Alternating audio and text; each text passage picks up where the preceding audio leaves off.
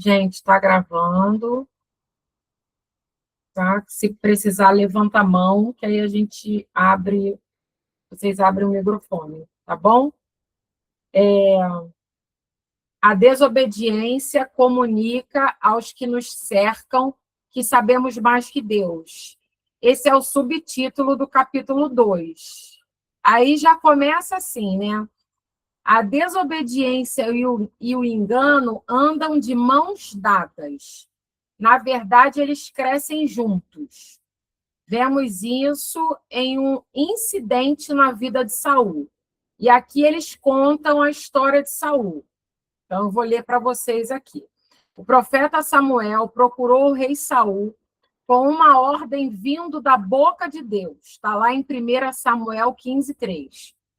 Vai, pois, agora e fere a Amaleque e o destrói totalmente, com tudo que tiver. Não poupes, porém matará homens, mulheres, meninos, crianças de peito, bois, ovelhas, camelos e jumento. Então, Deus deu uma ordem, através do profeta Samuel, na vida de Saul, que ele fizesse exatamente isso, mata todo mundo, né? Tem até uma música que fala, né, ouço o boi mugir, vem exatamente dessa história. Então, a ordem ela foi direta e específica, mata tudo, não deixa nada.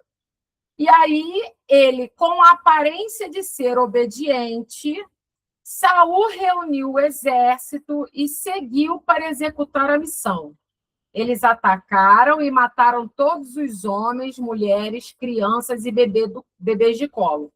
Milhares foram mortos por Saul e seu exército. Entretanto, Saul e o povo pouparam o rei Agag de Amileque e o melhor das ovelhas, dos bois, dos rezes cevada, dos cordeiros e tudo o mais que era bom.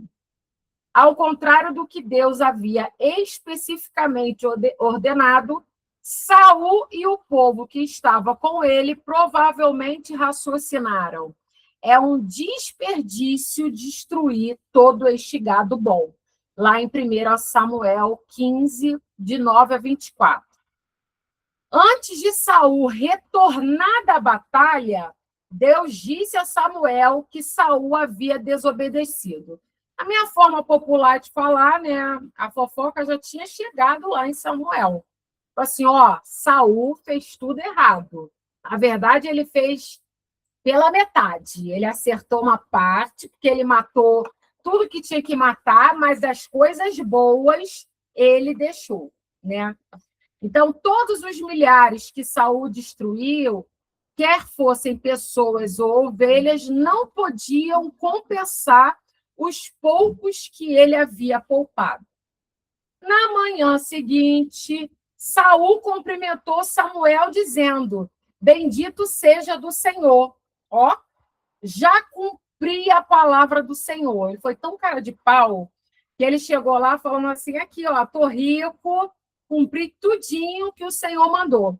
Saul acreditava que havia cumprido a ordem do Senhor. Porém, como veremos, é óbvio, olha só, é óbvio que Deus tinha uma opinião diferente. Deixa eu aceitar a pessoa aqui. Eu não sei quem é. Então, vamos lá. Aqui fala que no Novo Testamento, em Tiago 1:22, diz assim: e sedes cumpridores da palavra e não somente ouvintes, enganando-vos a vós mesmos. Então, aqui a gente já tira uma grande lição, porque ser cumpridor da palavra, meninas, é você trazer a palavra, a Bíblia, como estilo de vida e uma referência para você. Então, sede cumpridores e não somente ouvintes. Por quê? Porque se você é somente ouvinte e não estuda a palavra, você está enganando a você mesmo. Olha só. Então, são coisas que a gente precisa refletir no nosso dia a dia. E aí, nesse parágrafo, diz assim: Uma pessoa enganada acredita que fez o que é certo, ou melhor, quando, na verdade, ela está em rebelião. O coração dessas pessoas continua a ser obscurecido pelo raciocínio e o engano delas aumentam ainda mais. É muito interessante quando a gente conhece pessoas, e eu acho que cada um de nós aqui conhecemos alguém assim, que ouviu alguma crença. Então, pegaram uma doutrina de uma igreja e aí colocaram para ela, e ela acredita que aquilo ali está escrito na Bíblia, porque alguém afirmou que não pode X, Y, Z. E aí, quando a pessoa vai conversar sobre aquele assunto ali que você fala, a pessoa fala, mas isso não está escrito na palavra? E você fala, não. E a pessoa te dá certeza que aquilo está escrito na palavra e aquilo não está escrito na palavra. Essa pessoa, você vê, ela está sendo enganada por muito tempo, porque ela não foi pesquisar na palavra, simplesmente ela ouviu falar e ela vai repercutindo aquilo ali como se aquilo que ela escutou fosse verdade para a vida. Então, são coisas que a gente precisa refletir, porque a gente conhece muitas pessoas assim. A gente cai nesse próprio erro de ver e falar assim, nossa, é verdade. Nossa, faz tanto sentido isso, mas faz tanto sentido para você, como algo pessoal, e não pelo que a palavra diz. Então, vamos pensar por aí, né? Aí aqui diz assim, Paulo advertiu a Timóteo de que as pessoas da igreja que não obedeceram iriam de mal a pior, enganando e sendo enganadas, segundo Timóteo 3,13. A desobediência é acompanhada pelo engano, e ambos pioram se não forem confrontados. Os desobedientes não apenas enganam os outros, como enganam a si mesmo. O engano é este: eles se veem como certos, quando, na verdade, não são. Aí tu para pensar aí, Rica, quantas pessoas você conhece que se acha completamente certo e, na verdade, não está fazendo o que Deus orientou, ordenou, seguindo a palavra como a sua verdade de vida, né? O incidente de Saul com o gado não foi a primeira vez em que ele praticou a desobediência seletiva.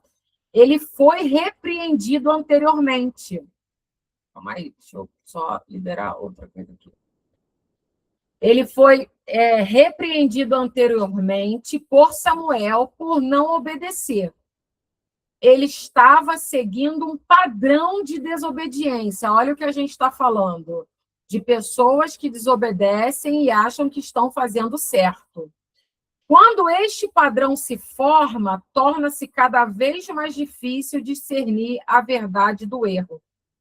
Outro exemplo que a gente pode trazer disso aqui é pessoas que se acham justiceiro. Alguém conhece alguém assim que fala assim, porque eu não gosto de injustiça. E aí, às vezes, fazem as coisas ruins porque acham que podem fazer com as próprias mãos.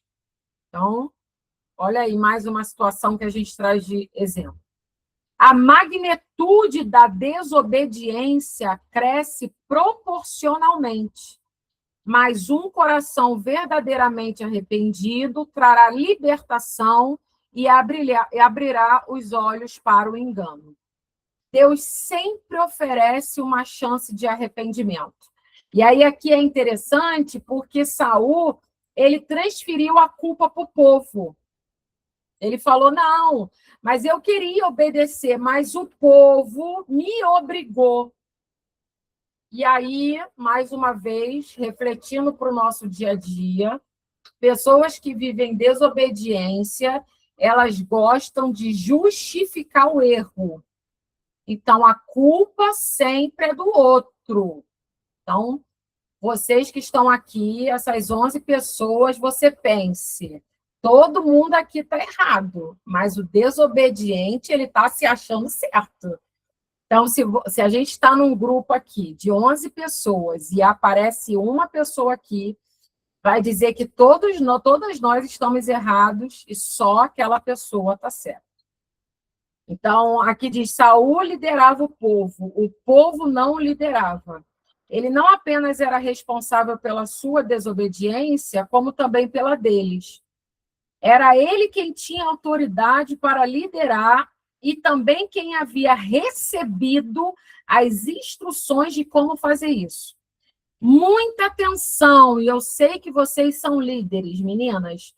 Muita atenção, líderes, porque vocês prestarão conta da desobediência que permitirem por parte daqueles que foram confiados a seus cuidados. E aí aqui traz a história de Eli. Eli, o sacerdote que liderou Israel por 40 anos, sabia que seus filhos estavam desprezando as ordenanças do templo de Deus, mas ele não fez nada. Ele deu a eles uma repreensão do tipo, tapinha na mão, ó, tu não pode fazer isso não, tá, Soninha? Tipo aqui, ó, tá bom? Tipo assim, tô nem aí se você faz errado. Mas não exerceu a sua autoridade para removê-los da posição ou refreá-los. Portanto, Deus decretou: porque já lhe fiz saber que hei de julgar a sua casa para sempre, por causa da iniquidade de que ele bem sabia, pois os seus filhos blasfemavam a Deus e ele não os repreendeu. Isso está lá em 1 Samuel 3:13. E aí aqui nós temos um segundo subtítulo que fala: um grande esforço não significa obediência. E aí fala exatamente mais um pouco sobre a história de Saul, mas traz uma história que eu acho assim sensacional, que é a história de Caim. Que uma coisa que a gente pode pensar é que Deus sempre comunica de alguma maneira. E na vida de Caim, teve situações, e aqui no versículo Gênesis 4, no versículo 7, diz assim: se bem fizeres, não haverá aceitação para ti, e se não fizeres o bem, o pecado jaz à porta, e para ti será o seu desejo, e sobre ele dominarás. Essa versão aqui é da Bíblia Pentecostal. Né? Tem outras versões que falam sobre você dominar o seu desejo, literalmente. E foi algo que ele não fez. Aqui, quando fala de Caim, fala assim, ó, Caim teve de limpar a terra das pedras, dos pedaços de tronco e de outros detritos. Depois ele arou, cultivou o solo, ele plantou, regou, fertilizou, protegeu a sua colheita. Ele havia dedicado muito esforço ao serviço para Deus, mas foi um sacrifício que ele mesmo havia determinado, e não aquele que Deus ordenou para ele. Ele representava o serviço a Deus na sua própria força e capacidade, e não com a base na obediência. Abel, segundo filho de Adão, levou os primogênitos escolhidos do seu rebanho e a gordura deles e ofereceu-os ao Senhor. Sabemos que ele também teve de trabalhar duro enquanto apacentava o seu rebanho, mas é improvável que ele tenha trabalhado tão arduamente quanto Caim. Trabalhar duro não significa necessariamente que você está fazendo o que é certo. Quanto mais caminhos o Senhor, quanto mais caminho com o Senhor, mais descubro que, às vezes, quanto mais ocupado estou, menos realizo. A atividade não se equipara à obediência. E eu acho isso aqui fantástico, porque a gente vive cheia de trabalho, vocês já repararam? A gente faz tantos afazeres na igreja, a gente faz tanta coisa e, às vezes, você, de fato, não está agradando ao Senhor. Eu costumo dizer que a gente tem que Quem quer fazer por muito tempo precisa parar por um tempo. E todo religioso é aquele que faz tudo para Deus com excelência, mas sem intimidade com Ele.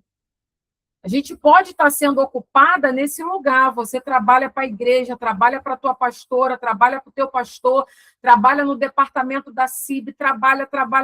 Se você não lembrar dos aniversariantes, ninguém lembra. Se você não fizer, ninguém faz. Você está aí, vivendo automático. Estou vivendo. Mas isso não quer dizer que você está vivendo obediência a Deus. E isso é muito forte, porque a gente faz isso sem perceber. Você está lá trabalhando na beça, dura beça, você às vezes se sente injustiçada pelas irmãs que não fazem nada. E quem disse que a gente está fazendo segundo o que o coração de Deus tem para nossas vidas? Não é trabalhar nesse excesso como a gente está trabalhando. Às vezes ele vem numa redução de carga, mas você parando e trabalhando com consciência. Quando a gente fala de consciência, meninas, a gente fala desse serviço automático. Por exemplo, você sabe que você tem que acordar, levantar, ir no banheiro, escovar o dente, fazer um café. Aí você vai fazer seu devocional, você já faz isso tudo no automático. Mas quando você faz com consciência, é quando você para, olha toda aquela refeição maravilhosa e você fala assim, não, eu não vou comer isso aqui porque eu não preciso agora. Eu não vou fazer isso aqui porque eu não preciso agora. Então, eu escolho a alimentação que eu quero fazer, eu escolho como eu vou tomar o meu café. Isso é consciente. Aquilo que a gente faz inconsciente, meninas, nem vai, percebeu, já foi. Ai, não, já até tomei café, menina. Nossa, já até li a Bíblia, tu nem prestou atenção no que você leu. Mas como você está numa rotina, você vai e faz no automático. Então, são coisas que a gente precisa refletir na nossa vida. Quando as ofertas foram apresentadas, atentou o Senhor para Abel e para a sua oferta, mas para Caim e para a sua oferta não atentou. Pelo que irou-se Caim fortemente, descaindo-lhe o semblante. Os irmãos conheciam as exigências de Deus, porque eles haviam aprendido os caminhos do Senhor com os seus pais. Eles haviam ouvido como a mãe e o pai tinham tentado cobrir a sua nudez com as folhas de parreira. Essas folhas representavam a tentativa deles de cobrirem o seu pecado. Deus, então, demonstrou a sua oferta aceitável, matando um animal inocente e cobrindo Adão e Eva com a sua pele. Então, Adão e Eva souberam que o sacrifício de animais era a única maneira aceitável de encobrir o pecado. Deus disse a Caim que ele sabia qual era a coisa certa a ser feita, mas Caim, tentando alcançar a aceitação de Deus fora do seu conselho. Deus respondeu mostrando que ele aceitaria. Deus deseja a obediência do homem e não os seus atos de sacrifício. Entenderam, ricas? Deus deseja a obediência e não seus atos de sacrifício. Acho que é no capítulo 3, tem uma história que a gente vai trazer na semana que vem, mas eu vou começar ela, de um rapaz que ele estava vendo futebol e Deus pediu para que ele orasse naquele momento. E ele falava assim para Deus, só 8 minutinhos, e eu vou fazer, passo o dia orando. E aí, toda hora vinha aquilo na cabeça dele, que ele tinha que orar. E ele, não, Deus, mas sempre barganhando, né? Não, depois eu faço. E aí, quando ele foi parar para orar, Deus falou para ele assim, eu não preciso do seu sacrifício, só da sua obediência. E ele chamou muita atenção, porque ele poderia orar 1 minuto, mas que ele fizesse exatamente o que Deus mandou ele fazer. Não da maneira que ele queria fazer. Tipo, me dá 8 minutos, ó a barganha com Deus. Me dá seus 8 minutos que eu quero terminar de ver o jogo e depois eu te dou meu dia inteiro. Não, Deus só queria 1 minuto daquele jogo, olha só. Então, coisas que a gente, de fato, precisa refletir na nossa vida, pensar, para que a gente não erre. Gleice, a gente está gravando, tem problema? Não. Pode falar. Eu posso fazer um comentário, um testemunho, né, em cima disso, rapidinho, mas que me marcou muito. Eu não sei se a irmã Soninha lembra da minha mãe, Elza, né? Que partiu em 2015. Tem 10 anos já que minha mãe faleceu. A minha mãe era muito assídua na igreja, muito, ali mesmo, né? Que eu e meus irmãos somos nascidos e criados lá em Campo Grande. E eu queria compartilhar, eu não ia falar não, mas assim, é muito em cima disso que você está lendo, que a gente está ouvindo. E ali a minha mãe trabalhava muito, muito, muito mesmo na igreja, sabe? Em casa, somos, né, 4 filhos, meu pai, e ela dava toda assistência para a igreja também, não sei como conseguia, né? Meu Mas Deus. assim, fazia tudo na igreja, participava, por fim ela participava do círculo de oração, que na época era a bispa, né, de Mima, e ia para o hospital, fazia visita com aquela irmã, que eu esqueci o nome dela, que fez 100 anos.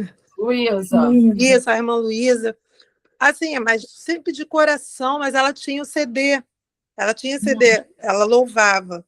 E ela tinha já 3 CDs gravados. Aí foi quando um tempo Deus falou para ela: para tudo que você está fazendo, eu não estou recebendo mais nada do que você está fazendo. Olha. Mas assim, abertamente, sabe? Foi tremendo. Dali em diante, a vida da minha mãe mudou de uma forma tão assim, tremenda e até para ruim, porque é igual você está falando, já estava na desobediência, pensando que estava agradando, porque era obra de Deus, era obra em casa, né? Nunca deixou assim a gente, né? Meu pai, a gente sempre tudo direitinho, comida, sabe? Mas ela já estava se excedendo na obra, Que forte. sabe? E Deus assim paralisou ela mesma e falou: eu vou te passar do funil de baixo para cima. Caramba, que É. forte. Porque eu te dei essas músicas, as músicas da minha mãe são lindas, sabe? Assim, a gente ainda escuta, né, até hoje, 3 CDs, e ela ainda tinha mais condições de... E minha mãe morreu com 66 anos, né? Bem nova. E foi, assim, tremendo. E aí tô ouvindo aqui, tô ajeitando aqui a janta, coisinha, e tô ouvindo você falando e tô lembrando como que Deus parou mesmo e falou direto com ela, sabe? E nós presenciamos e realmente, de fato, foi isso. Ele falou: agora eu só recebo o seu louvor, o que eu te dei para fazer na terra, sabe? Então, assim, me marcou demais. E você está falando, eu estou vivendo assim, aquele. Assim, gente, é muito sério. Gera muito sentido, assim, e aí vem a questão da saúde mental, que a gente está trabalhando com as mulheres durante esses 3 anos, assim, incansavelmente, fazendo elas enxergarem a elas. Tipo Isso assim, aí. está em excesso, está deixando de cuidar de si, É o excesso, isso aí. porque aí a gente sempre fala isso, né? Todo excesso esconde uma falta. Eu acho que essa frase já está Assim, todo mundo falando ela. sem querer te cortar, só para terminar. E ela faleceu com 66 anos, e assim, com muitos planos, muitos sonhos, muitos assim, porque meu pai já tinha partido também, sabe? E assim, a saúde. E hoje eu entendo que tudo ali era mais emocional, era psicológico, era realmente mais da saúde mental. Se ela tivesse parado, não teria atraído tanto problema na saúde física, né? Então, isso é muito importante, você bater nessa tecla mesmo, porque é forte. É sim. E a Bíblia fala, né, gente? Cuida de ti mesmo e da doutrina. Quem tem que cuidar primeiro?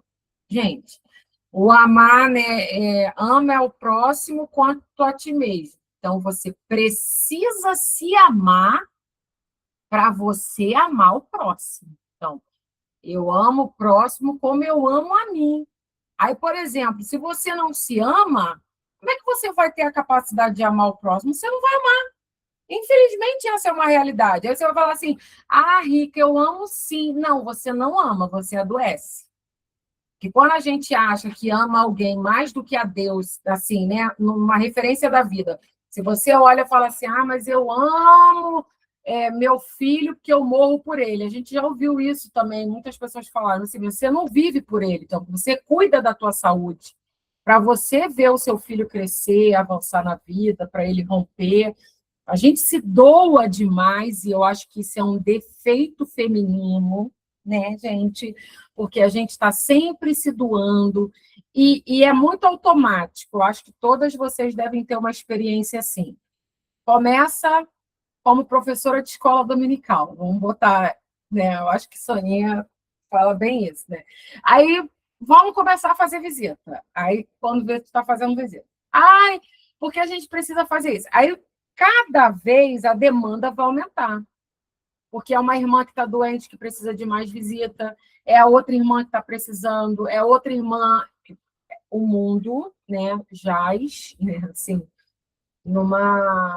assim, além do adoecimento físico, que a gente fala de físico, de comorbidades da saúde, diabetes, hipertensão, insuficiência cardíaca, insuficiência venosa e todas as outras doenças, nós temos hoje uma debilidade mesmo, assim, uma fraqueza muito grande emocional. A juventude de hoje já não responde como nós respondíamos. Então, você vê que o adoecimento psíquico está assim exacerbado, porque a gente está sempre se acumulando de telas, porque essa é a verdade. Então, a gente está ali o dia todo vendo a vida de outras pessoas e isso vai nos adoecendo. E a gente se acumula de serviços na igreja. Então, às vezes você está no departamento da EBD, que você está no departamento da CIB, que você está no departamento de Beltrano, de Ciclano, e aí quando você vê é uma diaconisa, né? Vamos pensar assim, que te humilha, daqui a pouco é uma outra que vem e fala de Deus que não tem nada de Deus, que aí vem outra de Deus que não tem nada de Deus, e isso vai um adoecimento processual, e que você é ser humano, tem coração, vai entrando e vai te adoecendo. Quer falar alguma coisa? Sobre esse testemunho da irmã, da mãezinha dela, eu também passei por isso, irmãos, porque, como a Aline falou, eu tenho uma admiração muito grande com a obra de Deus, mas ela é espinhosa e nós temos que obedecer, porque não é falta de aviso, como a história de Caim. O que me admira muito é que Deus avisou Caim. Avisou. Ele caiu porque ele era ruinzinho. A natureza dele foi, mas avisou nitidamente. O pecado está na sua porta. Quer dizer, o pecado estava no coração dele. E eu passei uma experiência também que, quando eu me converti, eu preciso me converter todos os dias.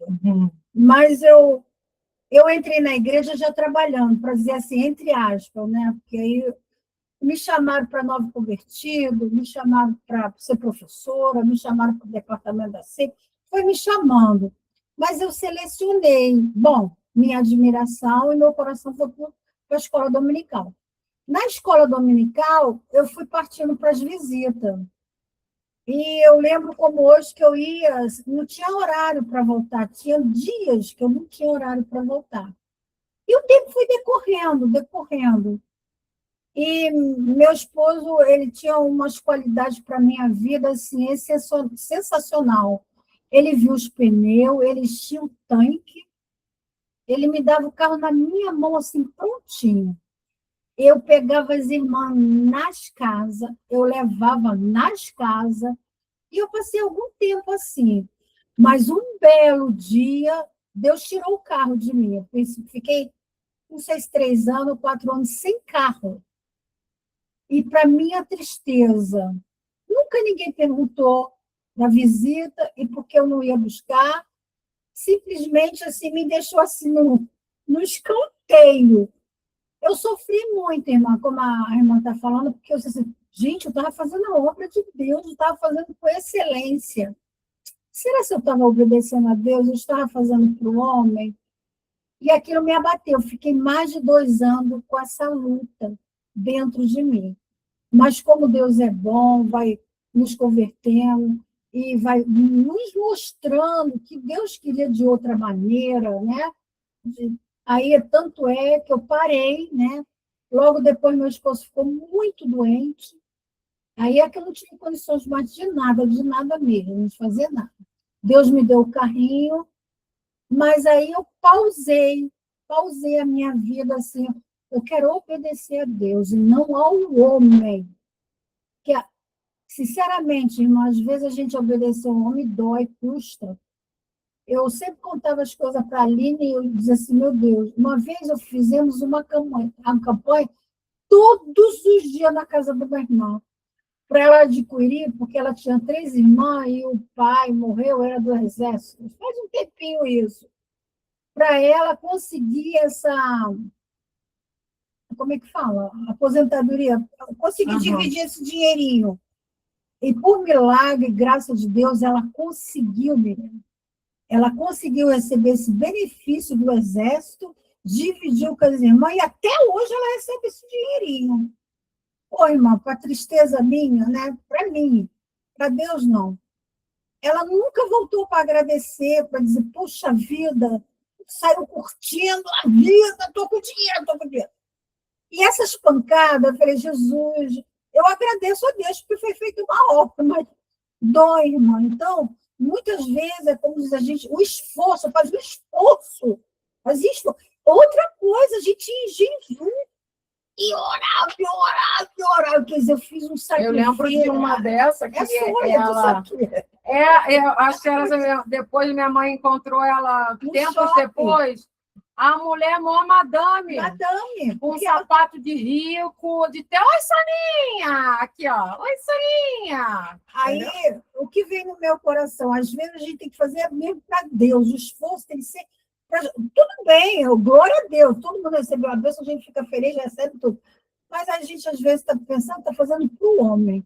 E me fez pensar esse período, quando o João ficou doente, meditei bastante. Aí é que vem isso no meu coração. A gente faz esforço, mas às vezes faz esforço para o homem. A gente tem que fazer para Deus. Deus, tu está nesse negócio aí? Deus, tu quer que eu faça isso? Do que eu me amontoar de trabalho e fazer para o homem. E Deus não se agrada como a mãezinha dela. Ela estava fazendo. Deus parou ela. Deus parou eu também. Me parou. Espera lá. Passei 2 anos e pouco, o meu esposo doente, fiquei quietinha na minha, raciocinei, mas nunca ninguém perguntou. Por que você não vai fazer mais visita? Não, parou. Eu parei, todo mundo parou. Então, eu fazia um esforço, graças a Deus por isso, estou aqui viva, mas muitas coisas eu fiz para o homem, não fiz para Deus. Hoje, sinceramente, irmã, hoje eu até penso, tanto é nitidamente um testemunho hoje. A irmã está me pedindo, a irmã não, ela é, entre aspas, uma visita, porque separou do marido, blá, blá, blá, blá, blá. Ela não apareceu, que eu ia lá orar. Ela falou, Sônia, preciso de oração, preciso de oração, preciso de oração. Tu apareceu? Eu falei, Jesus, você fica no meu coração, você pula. Ela fica na casa dela. Mas ela estava tão intensa para me orar, porque o marido... Aí até a Aline falou, mãe, ela quer uma oração para o marido. Vou. Tanto é que eu vi um versículo na minha cabeça, eu ia falar para ela, mãe, ela não vai querer ouvir isso, que ela quer que o marido volte. Mas, era um esforço para o homem. Ela nem apareceu nem para me ligar. Aqui pertinho de casa, bem pertinho mesmo. Eu pensei, eu vou dar uma palavra para a mulher. Apareceu, então, eu estou em paz, estou feliz. Estou feliz.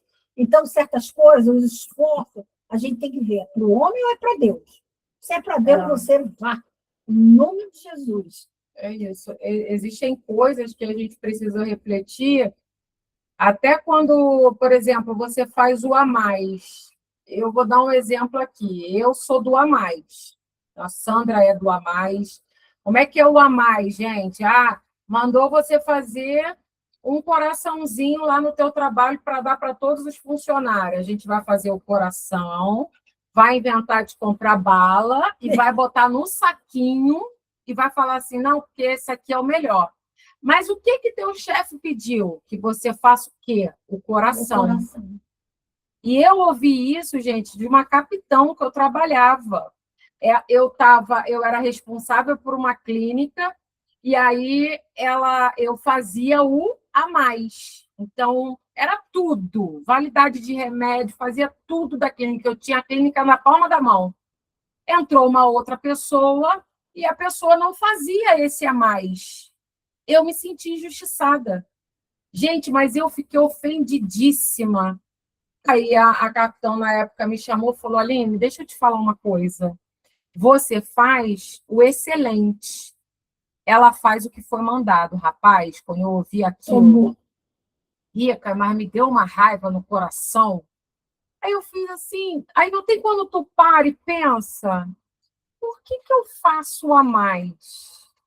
Esse a mais tem que ter muita clareza no teu coração, e isso numa empresa, e isso na igreja. O pastor te pediu para fazer X.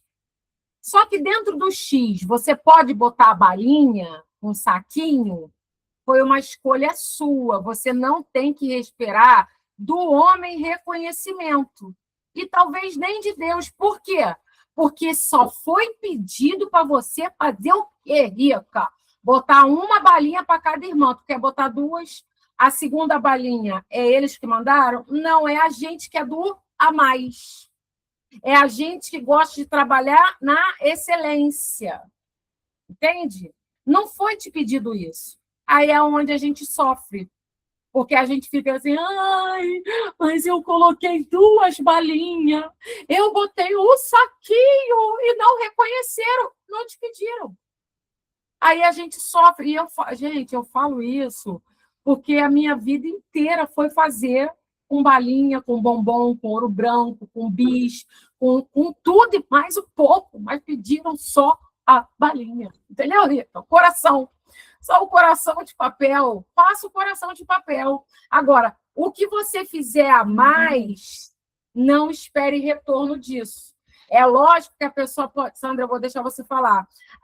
Geralmente, chefia, né, gente, fala para você, nossa, Rica, você botou balinha para os funcionários. Gente, você é muito 10.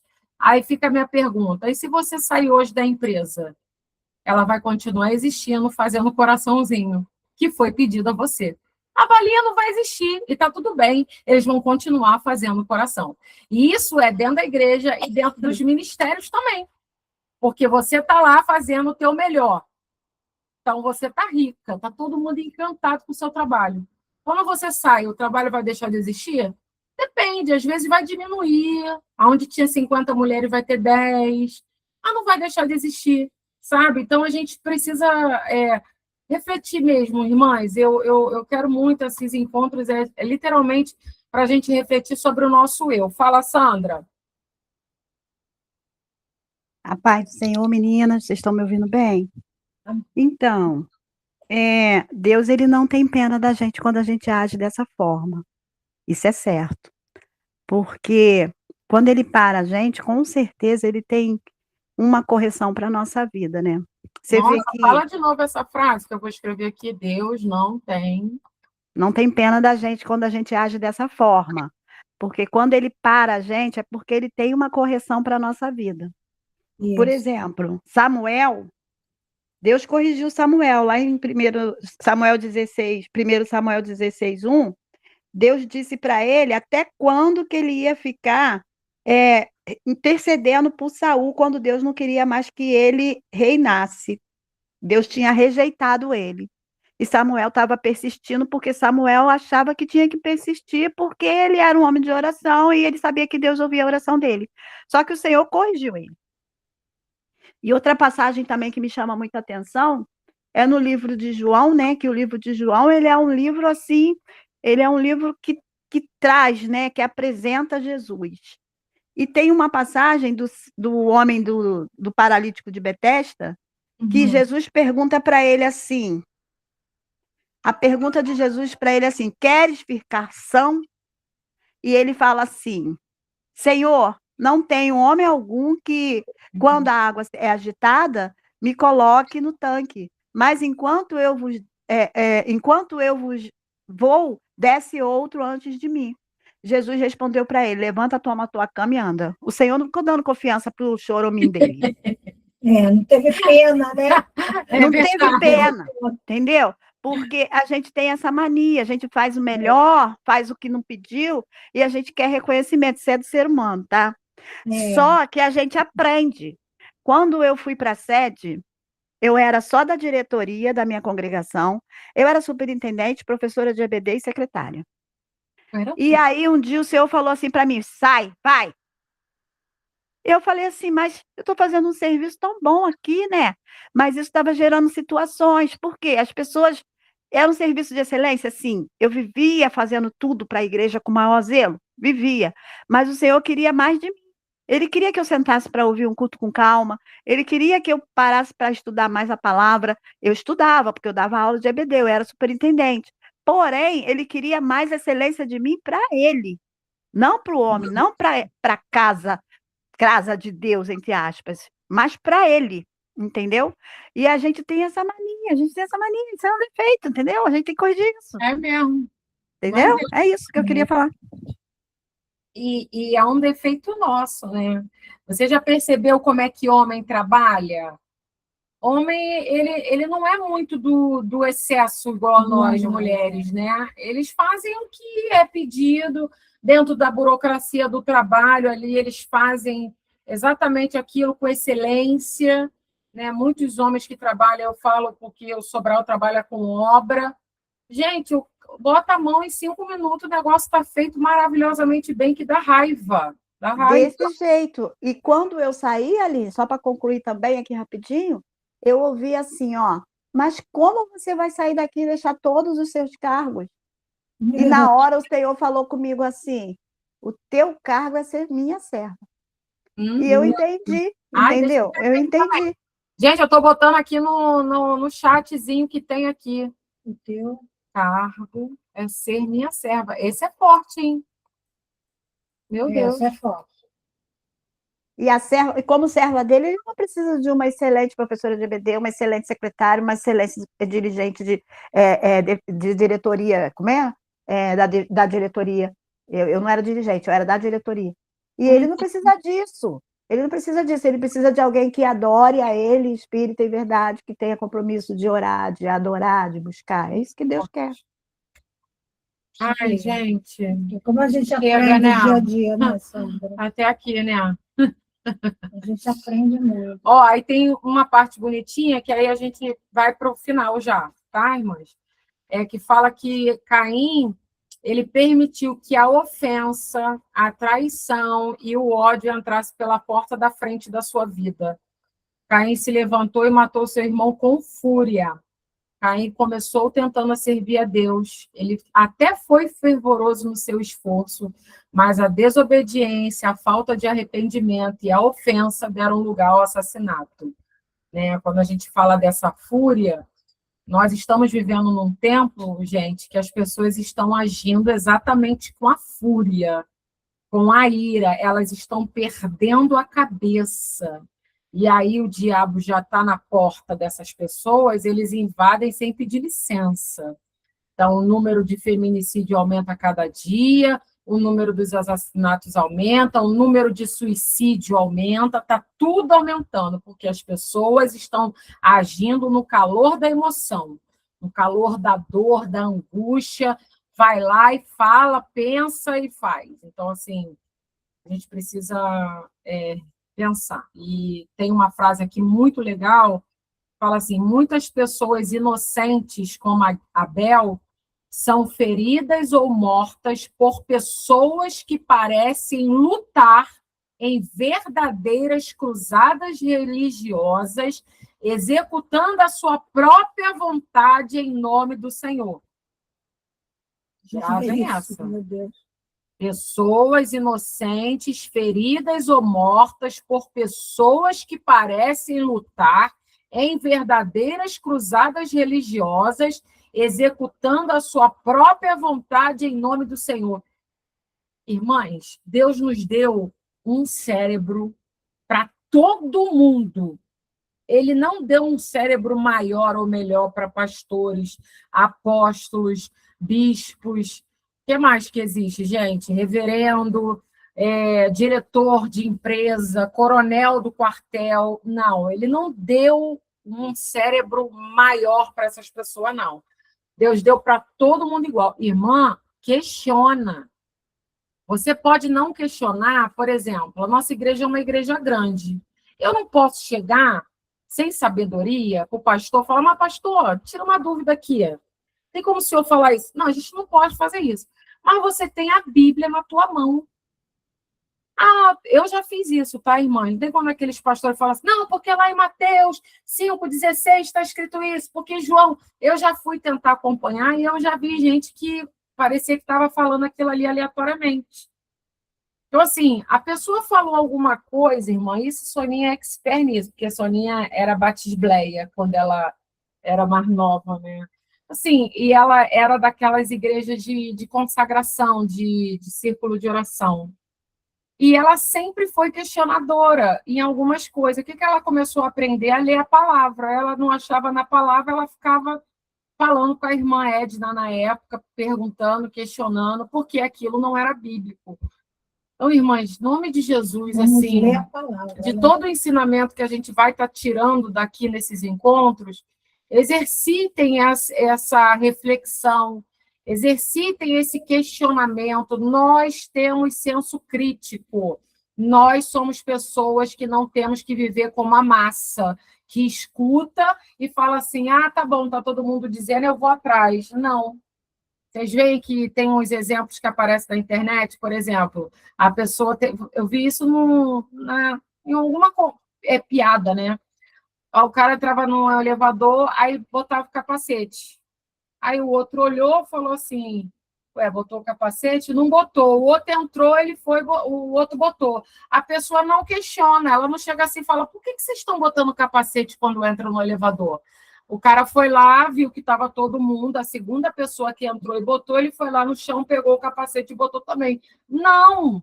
A gente tem que falar assim, ué, Rica, tá botando capacete? Por que você tá botando capacete? E a pessoa te dá uma explicação, não, é porque não, é porque aqui a ordem é assim, você sabe? É isso, é isso. Vamos Aline, parar para pensar. Aline, Soninha, Fala. bem assim é a gente não ler a palavra e acreditar em tudo que as pessoas falam, né? Às vezes a gente está em algum lugar e alguém fala assim, o cair do homem e o levantar é de Deus. Está na Bíblia. E isso não está na Bíblia. Na Bíblia está no Salmo 145, falando que o Senhor sustenta todos os que caem e levanta todos os abatidos. E não está escrito que o cair do homem e o levantar é de Deus. E também tem outra também que tem assim, como é? Quem não senta para aprender, não levanta para ensinar. Está na Bíblia, não está, gente. A gente tem que ler para entender que tem coisas que as pessoas falam e a gente aceita. Aceita porque fala assim, porque está na Bíblia assim. A gente não leu, né? A gente leu. Eu não li isso nunca na Bíblia. Não sei se vocês leram. Se leram, me fala aí, gente. Temos que examinar bem, né, a palavra do Senhor. É isso. Muito importante, gente. Vamos lá, aqui na parte, a mensagem não pronunciada, né? Ele fala que quando Samuel ele foi, em determinado momento, Saul foi despretensioso, humilde e manso. Na verdade, quando Samuel disse a Saul que ele governaria Israel, Saul respondeu, acaso não sou eu benjamita, da menor das tribos de Israel? E não é a minha família a menor de todas as famílias da tribo de Benjamim? Por que, pois, me falas desta maneira? Saul, na verdade, se escondeu no dia em que Samuel deveria anunciar quem seria o rei. Ele fora pequeno aos seus próprios olhos. Samuel trouxe isso à sua lembrança e então prosseguiu. Te enviou o Senhor a este caminho e disse, vai e destrói totalmente.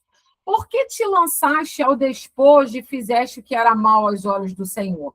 Aí eu achei legal essa maneira que o autor ele traz em outras palavras o que Samuel quis dizer. Diz assim, Saul, quando foi que a sua sabedoria começou a sobrepujar a sabedoria de Deus? O que aconteceu com o seu espírito humilde e despretensioso? Por que você agora acha que sabe mais do que Deus? E aí vem nesse reflexo de que ele matou todo mundo, mas ele deixou as coisas boas, então ele gera essas perguntas, né? E a gente precisa refletir sobre isso. Você acha que sabe mais do que Deus? É claro que não. Mas quando somos desobedientes, é exatamente essa mensagem que transmitimos a Deus e aos que nos cercam. Às vezes nem aos que nos cercam, porque também não tem ciência. Mas a Deus, de fato, é uma desobediência, né? Então, quão tolo é pensar que poderíamos ser mais sábios do que aquele que assenta no trono da glória, exatamente aquele que não apenas criou o universo, mas também sustenta o universo, o Criador que colocou as estrelas no céu com os seus dedos. Mas nós exaltamos a nossa sabedoria acima da dele quando ignoramos o seu conselho. Então, assim, é algo que a gente precisa, de fato, refletir, sabe? E aí aqui diz também, a desobediência dará a entender a Deus e aos que nos cercam que achamos que sabemos mais do que Deus. Assim, nós o desonramos. Isso derruba a autoridade em nossas vidas. Nenhuma pessoa sã iria contra a ordem direta de Deus. É por isso que o engano é um elemento tão intrínseco à desobediência. Ainda que estejamos apenas enganados a nós mesmos, o raciocínio humano nunca deve sobrepujar a direção divina. Então, aqui também tem uma parte que fala que quanto mais maduros somos, maior será o nosso julgamento pela desobediência. Né? Tiago 3,1 diz, meus irmãos, não sejam muito de vocês mestres, pois vocês sabem que nós, os que ensinamos, seremos julgados com maior rigor. Então, não deixem que a sua força tente você a usar de dureza ou de intimidação com as pessoas. Tá, irmãs? Não deixe que a sua força, o seu achismo, a sua maneira de ver, faça com que você trate as pessoas com essa dureza, com intimidação. Eu sempre falo muito sobre isso, né? Se nós temos títulos e utilizamos isso para sobrepujar alguém, para ser soberbo em cima de alguém, seu título pode ser rasgado, que ele não serve de nada. Quando Deus te dá a oportunidade de ter títulos aqui na Terra, de ser um doutor, uma doutora, mestre, isso tem que ser utilizado para o reino e não contra o reino. Então, de tudo que você tem, utilize a sua vida, o seu eu para o Senhor, cresça em sabedoria, em graça, em entendimento, em equilíbrio, em domínio próprio. Olhe para você e veja, poxa, será que eu não estou exagerando? Será que eu tenho que estar trabalhando tanto assim na casa do Senhor? Será que eu não posso dar uma paradinha aqui? Irmã, não é pecado não, tá? Não é pecado você fazer isso não, porque você precisa entender se o que você está fazendo, Deus está recebendo. Às vezes você está trabalhando aí, fazendo um monte de coisa, está adoecendo, teu corpo já adoeceu, você não cuidou, e depois você fala, Jesus, me cura. E aí, como é que a gente faz? Entendeu, Rita? Bom, vou deixar de gravar, né? Só vou encerrar falando que semana que vem a gente vem com o capítulo 3, que também é muito interessante, ele vem com umas coisas assim muito fortes para a gente aprender. Na próxima semana estamos juntas. Deixa eu encerrar a gravação para a gente abrir as nossas questões.